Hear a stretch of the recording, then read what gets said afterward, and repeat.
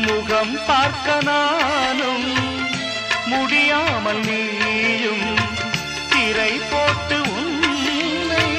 மறைத்தாலே பாவம் ஒரு முறையேனும்